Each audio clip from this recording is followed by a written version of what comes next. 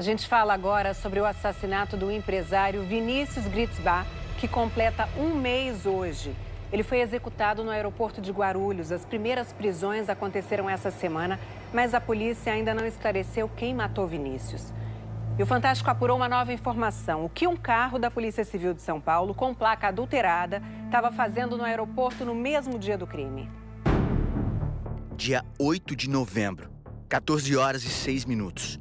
Um carro prata passa pela área de desembarque do Terminal 2 do Aeroporto Internacional de Guarulhos. 9 minutos depois, é gravado por outra câmera na rodovia que dá acesso ao aeroporto. Ao ampliar a imagem, é possível ver com nitidez a placa. E logo na primeira letra, uma adulteração grosseira. Uma fita adesiva é usada para formar a letra A.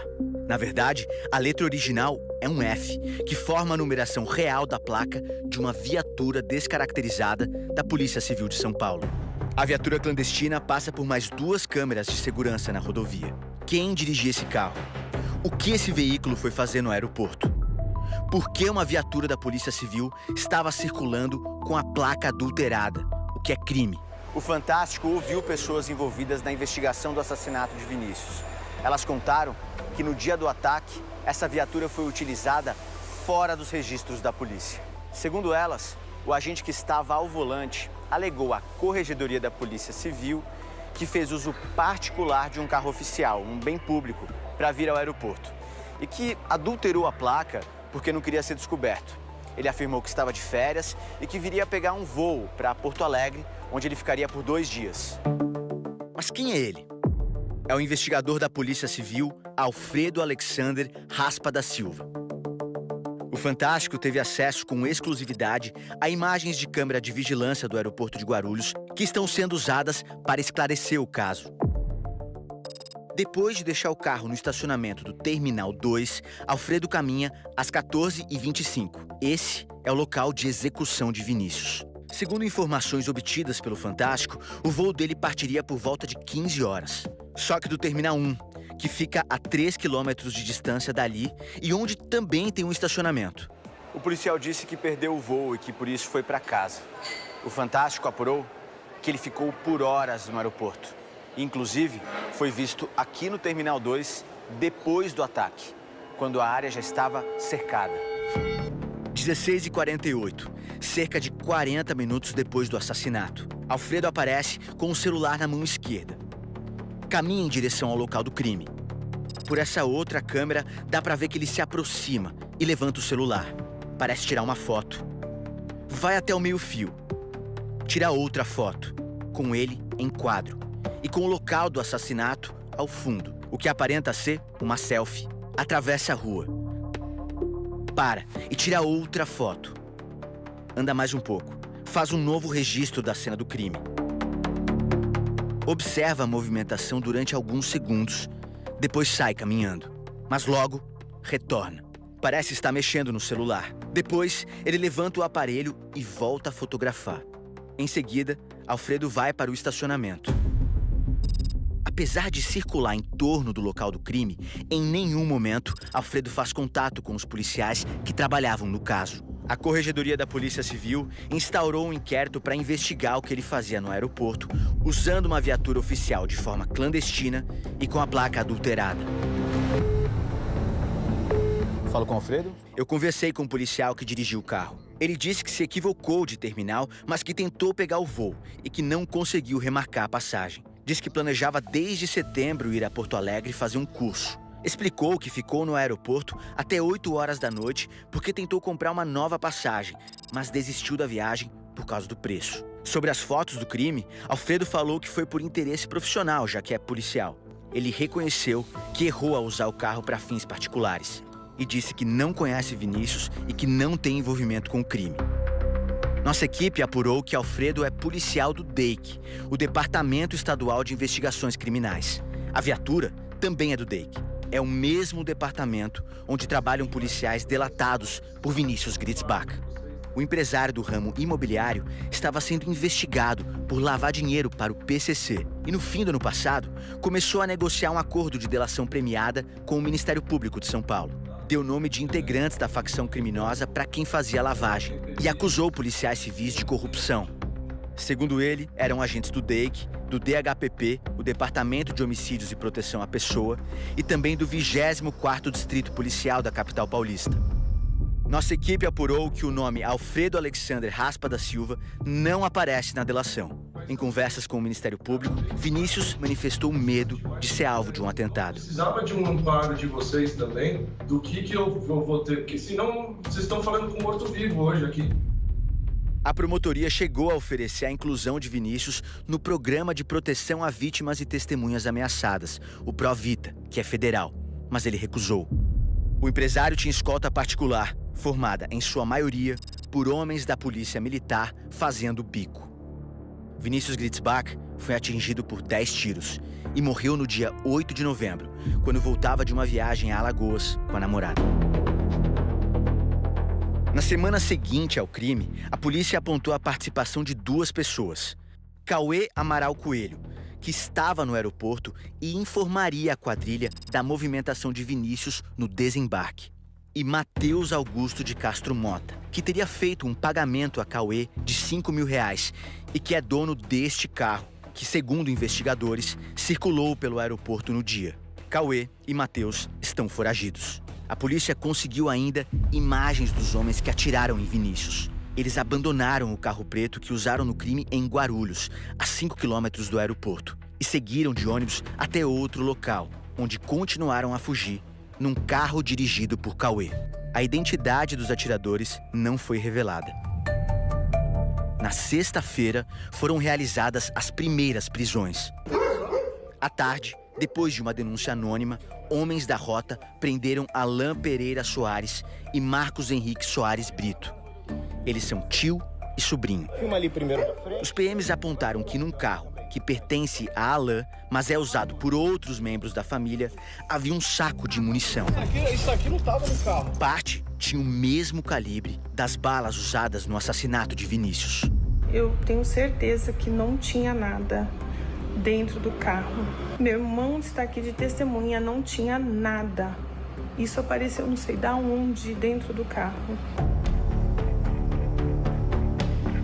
Matheus Soares Brito, irmão de Marcos, foi preso por um outro grupamento da PM. Os irmãos e o tio moram no mesmo bairro de Cauê Amaral Coelho.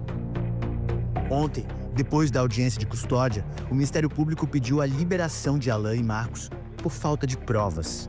Matheus Soares Brito segue preso e teve os sigilos telefônico e telemático quebrados.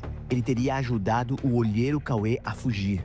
Matheus ele não negou, ele levou o Cauê para o Rio de Janeiro, disse que teve a incumbência de tirar o Cauê da cidade e dar fuga para o Cauê. Traremos elementos robustos que demonstrarão que essa carona não existiu. Se o Cauê está no Rio de Janeiro, se coincidentemente o Matheus e o Marcos também foram para lá, que é verdade, mas não foram juntos, não estão relacionados. Marcos e Matheus são 2 irmãos do bem. A Secretaria de Segurança Pública de São Paulo, em nota, disse que durante as prisões de sexta foram apreendidos também munição e celulares, que a investigação segue sob sigilo e que informações serão preservadas para garantir a autonomia do trabalho policial. Afirmou ainda que os policiais militares que faziam escolta para Vinícius seguem afastados e que as corregedorias da PM e da Polícia Civil acompanham as apurações e que medidas pertinentes serão tomadas.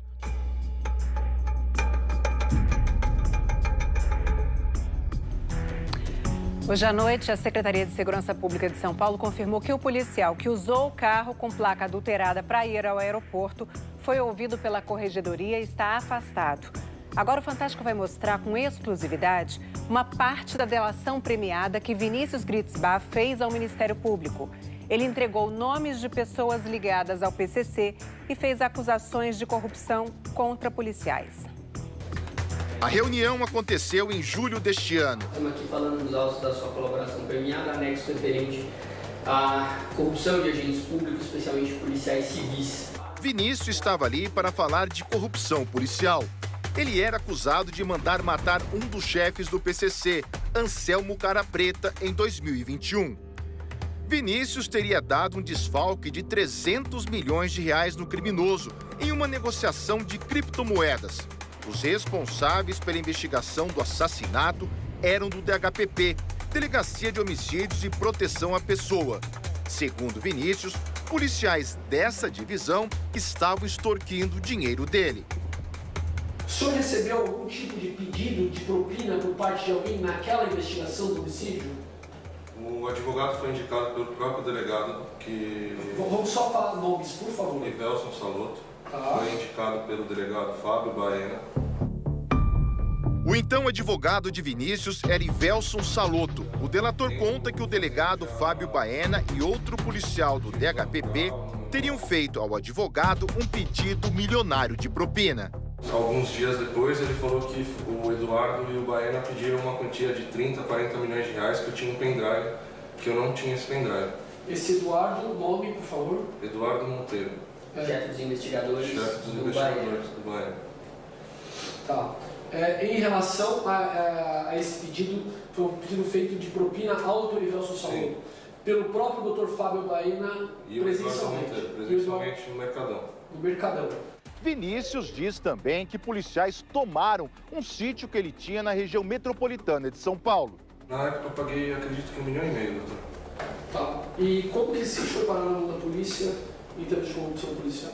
Tem o próprio chefe dos investigadores no áudio que eu estou fornecendo falando que o sítio vai ser comercializado para eu me antecipar, para eles não me roubarem. O Eduardo falando. Segundo o delator, outros 2 policiais estavam envolvidos. Quem é Flavinho que tomou o sítio? É o parceiro do Rogerinho. Tá, Rogerinho e Flavinho eram policiais. O senhor tem o nome inteiro deles? Rogério Felipe. O delator diz que os 2 policiais iriam transferir o sítio para o nome de um laranja. Sabe o nome dele? Não, mas eu posso levantar a matrícula. Quem contou essa história para o senhor? O próprio Eduardo Monteiro, chefe dos investigadores. Esse sítio hoje está formalmente na mão dele, na mão dessa pessoa? Sim.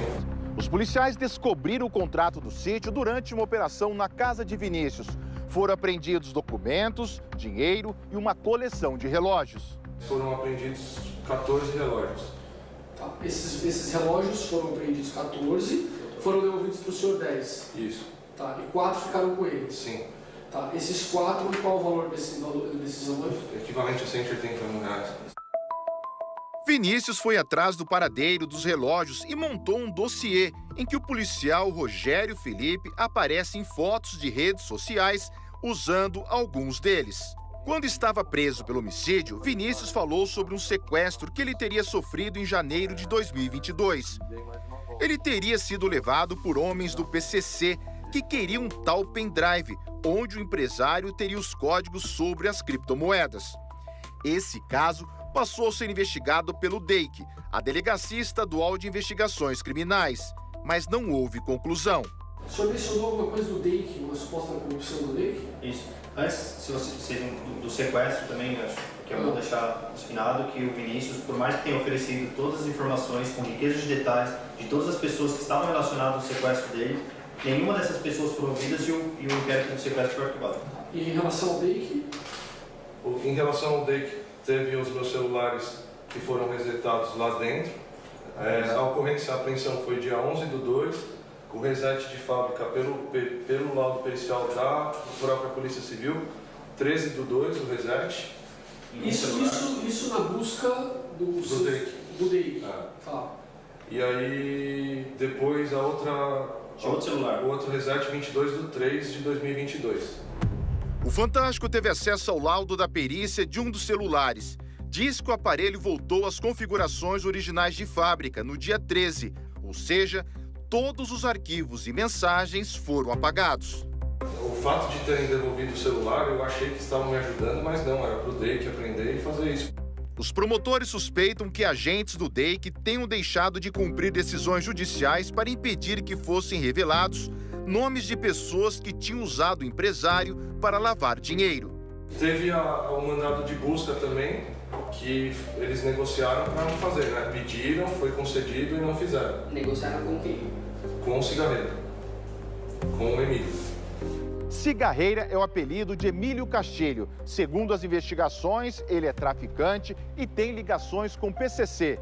De acordo com o delator, ele participou do sequestro. O empresário afirma ainda que o criminoso tem ligações com agentes do DEIC. Daí o senhor recebeu essa informação? Recebeu essa informação. Recebeu de quem? Dos próprios policiais. Uma das linhas de investigação da Força Tarefa aponta Emílio Castilho, o cigarreira, como possível mandante da execução. Além desse vídeo com a delação de Vinícius, que o Fantástico teve acesso, ainda há outros 3 que estão com os promotores de São Paulo. A Secretaria de Segurança Pública disse em nota que todos os policiais civis citados na delação foram afastados dos serviços operacionais e que as forças de segurança do Estado não compactuam com os desvios de conduta de seus agentes. E, ao final das apurações, todos serão responsabilizados nos termos da lei. Já a defesa de Fábio Baena e Eduardo Monteiro disse que as declarações de Gritzbach já foram objeto de ampla investigação, conduzida pela Corregedoria da Polícia Civil, e foi arquivada a pedido do próprio Ministério Público. O advogado Ivelson Salotto disse por telefone que não foi indicado pelo delegado Fábio Baena. Na realidade, eu conheci o Vinícius no final de ano de 2019, que ele me foi apresentado por um cliente. E nega qualquer tipo de pagamento e cobrança de propina envolvendo Vinícius e os policiais. Me conhece há muitos anos e ele sabe que eu tenho uma conduta que eu não admito essa questão de corrupção. O Fantástico não encontrou a defesa de Emílio Castilho e não conseguimos contato com a defesa de Rogério Felipe.